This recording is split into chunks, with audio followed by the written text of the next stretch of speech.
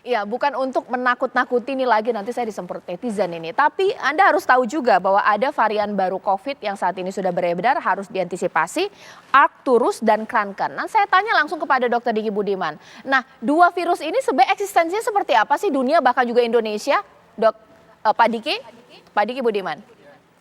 Ya, saat ini sebetulnya memang dua XBB dan XBB 15 dan 2116 menjadi dua subvarian yang masuk kategori varian of interest oleh WHO ya, oleh WHO yang artinya dia menjadi subvarian yang menyebabkan bukan hanya kasus infeksi dan reinfeksi terutama, tapi juga menimbulkan ya dampak dalam hal ini ada kematian, ada juga kesakitan. Walaupun jumlah keparahan maupun kematiannya sudah jauh lebih berkurang dibandingkan Delta, tapi bukan berarti dia melemah sebetulnya. Ini kan karena dampak dari imunitas yang juga dimiliki. Nah, saat ini ada 7 juga subvarian yang masuk kategori varian under monitoring, yang semuanya mayoritas anggota keluarga dari XBB gitu. Nah, ini yang tentunya harus menjadi kewaspadaan kita ya, artinya juga bahwa kalau XBB ini sekarang yang mendominasi di dunia saat ini, yang mendominasi itu XBB ini. Ini artinya kita memberi peluang pada XBB ini untuk terus bermutasi ya, dan ini akan merugikan kita.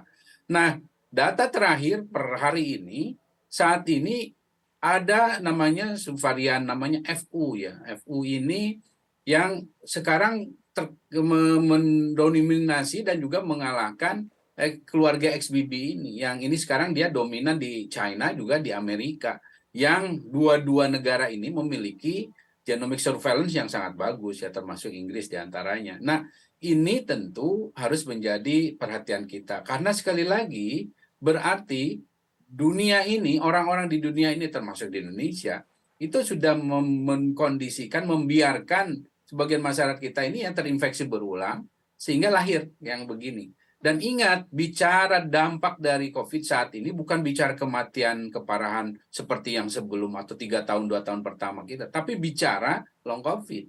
20% dari orang yang terinfeksi berulang kali ini akan mengalami long COVID, yang artinya akan menurun kualitas kesehatan. Jadi itu yang saat ini data dunia menunjukkan kasus-kasus misalnya penyakit jantung, diabetes, bahkan kalau pada anak, kasus infeksi, bahkan infeksi jamur yang ringan itu sekarang lebih berat kalau dia terinfeksi COVID karena dia ada gangguan dalam mekanisme pertahanan tubuhnya. Nah, ini yang harus diketahui oleh publik. Nah, pengetahuan ini memang menarik untuk kita bahas, Dr. Yusuf. Karena kalau tetangga saya atau mungkin orang pernah saya ngobrol, saya itu Mbak udah kena COVID 3 kali, udah kebal saya. Katanya seperti itu. Itulah logika masyarakat. Tapi ternyata tidak, long COVID menurun kualitas kesehatannya seperti apa, Dr. Yusuf? Ya, jadi teman-teman kita kalau yang pernah terjadi nakes yang kena long COVID itu akan terjadi bahwa penurunan dari daya tahan tubuh dia. Jadi dulu tadinya dia nggak punya kencing manis, tiba-tiba dia jadi kencing manis. Kemudian jantungnya sehat, seorang radiolog. Tiba-tiba jantungnya jadi bengkak gitu loh. Dan akhirnya aktiviti dia yang biasa lari kuat, lari naik sepeda, udah lebih berkurang. Nah, itu yang kita harus sadari, bahwa si virus ini cukup jahat dalam hal nanti terjadi long COVID yang menggerogoti kesehatan, kekuatan kita. Nah, itu yang kita harus sadari. Jadi saya sepakat dengan semua ahli yang ada sebagai narasumber kita, bahwa si COVID ini ada, tapi imunitas kita yang harus kita jaga. Tadi kan kita sepakat ya, Mbak Caca nggak pernah kena, saya juga nggak pernah kena. Karena kita sepakat, kita rajin makan sayur-sayuran tuh. Wah, saya banyak sekali saya makan sayur. Iya, jadi sayur-sayuran itu mengandung mikronutrien yang akan menjaga imunitas kita. Itu sekali yang kita harus jaga. Menarik untuk penurunan kualitas kesehatan dari masyarakat pasca COVID dari Kemenkes, Dr. Syahril. Sudah ada penelitian dan kajian tidak sih? Ini kan masyarakat Indonesia banyak terinfeksi COVID. Apakah baik-baik saja masyarakat Indonesia atau makin banyak keluhan-keluhan penyakitnya pascanya? Bagaimana, Dr. Syahril?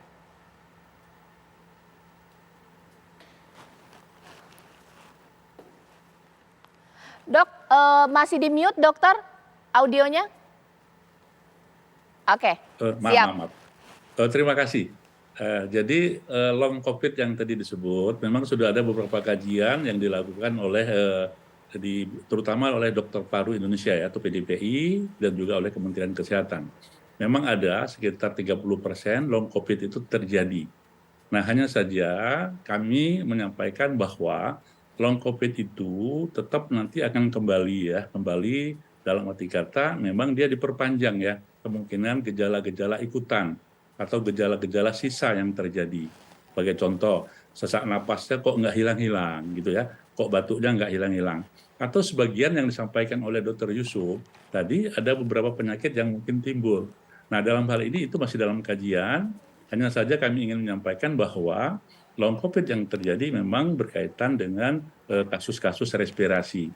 Nah, harapannya ini akan kembali sesuai dengan kualitas hidup maupun budaya-budaya sehat yang dilakukan oleh masing-masing personal. Nah, mudah-mudahan kita bisa mengatasi long COVID ini secara masing-masing dan juga dokter-dokter yang ada di rumah sakit dapat memberikan bantuan untuk memberikan bagaimana masyarakat dapat mengatasi long COVID yang terjadi apabila memang sekitar 30% tadi terjadi pada pasien yang sudah pernah kena COVID-19 ini. Ya, dokter, terima kasih. Sekarang saya akan ke Surabaya pemirsa. Kalau tadi sudah nanya-nanya ke masyarakat di Jakarta, sekarang kita ke Surabaya. Rekan saya Farah sudah siap bertanya-tanya apa pendapat masyarakat di sana. Silakan Farah. Iya, Caca, hari ini saya lagi ada di Taman Bungkul Surabaya, salah satu wisata yang ramai sekali dikunjungi oleh warga Surabaya. Dan saya mau tanya seputar COVID nih kepada salah satu pengunjung. Assalamualaikum Pak. Permisi Ibu, Bapak namanya siapa? Saya dengan Husen. Pak Husen, ini kita bahas soal COVID nih Pak. Sekarang sudah beralih menjadi endemi seperti yang sudah dikatakan Pak Presiden. Menurut Pak Husen bagaimana nih Pak, COVID-nya sudah mulai landai? Kalau menurut saya sih suka ya, karena kegiatan warga, kegiatan kita sehari-hari juga udah mulai terbiasa lagi sebelum kayak pandemi. Jadi kegiatan juga udah mulai normal, anak-anak sekolah juga normal, nggak ada batasan-batasan tertentu, atau kita kerja juga normal lagi, nggak ada hambatan-hambatan yang sebelum pandemi. Kita udah mulai normal lagi. Pandemi kita kerasa banget sih. Harapannya gimana Pak ke depannya nih Pak? Kalau untuk harapan sih semoga seperti ini terus ya. Jangan sampai ada pandemi jilid 2 ya. Karena kegiatan masyarakat terutama anak-anak sekolah, orang-orang yang bekerja, kalau ada batasan-batasan pasti terhambat kegiatannya mereka. Terima kasih Pak Husen atas pendapatnya seputar COVID-19. Kemudian kita coba cari lagi pemirsa, para pengunjung yang sudah datang di Taman Bungkul. Assalamualaikum Mas, permisi, maaf ganggu waktunya, namanya siapa Mas? Andi. Oke Mas Andi, boleh diceritain pendapat Mas Andi seputar COVID yang sekarang sudah beralih menjadi endemi nih Mas? Sebenarnya sih kalau dari aku masih ada COVID ya, karena sempat beberapa ada kasus, mungkin nggak banyak, tapi ya masih ada kasus. Jadi saya sendiri nganggapnya COVID masih ada. Berarti antisipasi yang dilakukan oleh Mas Andi seperti apa? Masih sama sih waktu seperti pandemi, jadi ya tetap pakai masker di mana-mana, cuci tangan, udah sih itu aja. Harapannya terakhir Mas?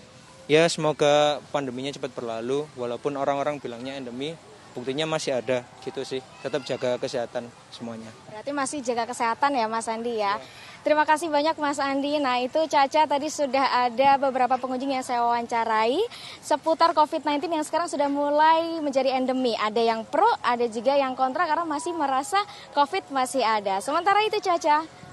Ya, terima kasih Farah mengabarkan dari Surabaya. Nah, sesaat lagi saya akan tanya kepada Dr. Erlina, ini dari komunitas IDI, sebenarnya seberapa besar sih harapan untuk melihat jadi kapan sih kemudian dunia atau Indonesia ini benar-benar lepas dari COVID? Atau jangan-jangan tidak mungkin? Sesaat lagi di Apa Kabar Indonesia Malam. Ya, sekarang saya tanya kepada Dr. Erlina. WHO memang sudah mengakhiri status kedaruratan COVID-19. Indonesia pun sedang menunggu untuk transisi pandemi ke endemi. Tapi ada harapan tidak sih Dr. Erlina dari tenaga kesehatan bahwa Indonesia suatu saat zero COVID-19? Seperti apa Dr. Erlina? Ya, saya ingin menyampaikan tadi semua orang bicara tentang endemi. Ya. Endemi itu artinya bukan penyakitnya nggak ada. Bukan artinya bahwa kasusnya nol. Endemis itu artinya penyakitnya terkendali. Contohnya, penyakit endemis di Indonesia apa? Demam berdarah. Tapi tetap ada kan? Lalu ada malaria. Itu juga endemis di Indonesia. Masih ada kasusnya. Dan yang parah sebetulnya tuberkulosis. Itu dianggap endemis. Kasusnya 969.000 per tahun loh. dengan kematian hampir 100.000 bahkan 124.000. Saya selalu menyampaikan ini dianggap endemis ya. Jadi sama Baik. juga dengan COVID, endemis bukan berarti zero case, enggak. Ada tetap tapi terkendali. Baik. Ya, sekarang saya ke Pak Diki. Apakah begitu logikanya? Endemi bukan berarti zero COVID. Jangan senang dulu nih masyarakat. Seperti apa, Pak Diki? Betul sekali ya. Jadi endemi itu bukan kondisi yang membahagiakan. Endemi itu suatu kondisi yang sebetulnya mengkhawatirkan. Jadi kalau bicara dari pandemi ke endemi ya sebetulnya bukan berarti happy ending atau akhir cerita yang membahagiakan. Sebetulnya kita masuk dari mulut harimau ke masuk mulut buaya. Itu namanya dari pandemi ke endemi itu. Bayangkan tadi TBC itu ribuan tahun loh penyakitnya. Jadi endemi belum bisa dikendalikan. Nah, artinya dampaknya bahkan sangat serius. TBC itu bisa merusak kemana-mana.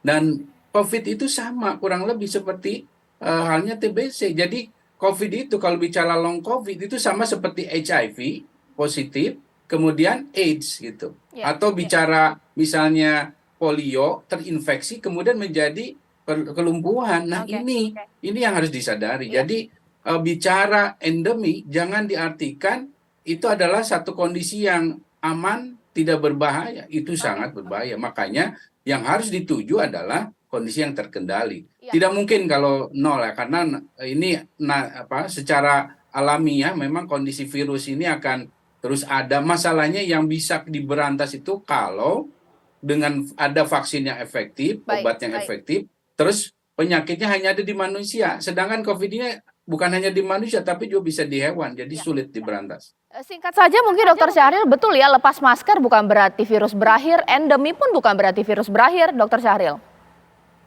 Ya betul, jadi kita diingatkan bahwa pandemi ini masih ada, hanya saja dengan kondisi yang stabil tadi, maka kedaruratan ini akan diumumkan oleh Bapak Presiden yang dulu diberlakukan, akan dicabut dan kita masuk dalam kondisi yang normal secara kemasyarakatan. Tetapi kita ingat bahwa kasus pandemi cukup membuat kita panik, membuat kita ketakutan.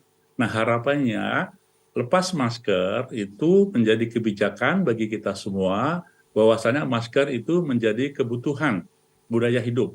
Bukan hanya untuk COVID, tapi juga untuk perlindungan diri terhadap polusi udara, dan macam-macam ya. Dan kemudian juga bagaimana masker ini menjadi pengertian bersama, bahwasanya pakai masker dan tidak pakai masker di tempat-tempat tertentu itu tidak menjadi suatu perdebatan lagi. Dan jangan sampai juga bahwasanya nanti kalau masuk mall pokoknya semua masker harus dicopot, itu tidak begitu. Tetapi dengan surat edaran Satgas penanganan COVID-19 itu sangat jelas ya. Jadi masker boleh tidak dipakai, hanya saja bagi masyarakat yang sedang sakit atau kekhawatiran akan tertular, maka dia wajibkan juga untuk memakai dengan maksud tidak menjadi sakit COVID yang seterusnya. Ya, Dr. Yusuf, berarti kalau mau jaga kesehatan sekarang kita ini ya pakai masker, prokes, apapun kebijakannya, bagaimana? Ya, jadi kita sepakat bahwa protokol kesehatan menjadi bagian dari hidup kita. Selalu yang saya sebutkan adalah sehat sakit bahagia berawal dari diri kita sendiri.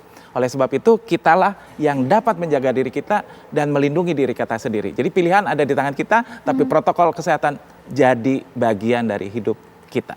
Ya, lepas masker bukan berarti virus berakhir. Betul. Endemi pun bukan berarti virus berakhir, begitu ya dokter? Betul, ya? jadi kita tetap harus jaga. Ini sudah jelas sekali dari seluruh narasumber saya, terima kasih. Ini Dr. Erlina, Pak Diki, Dr. Syahril, bahkan juga Dr. Yusuf. Ya tergantung kita lah untuk jaga kesehatan. Mau sehat, ya prokes, pakai masker, boleh. Terserah dengan Anda, sambil tunggu kita keputusan dari Presiden mengenai status endemi. Saya Caca Anissa, selamat malam, sampai jumpa.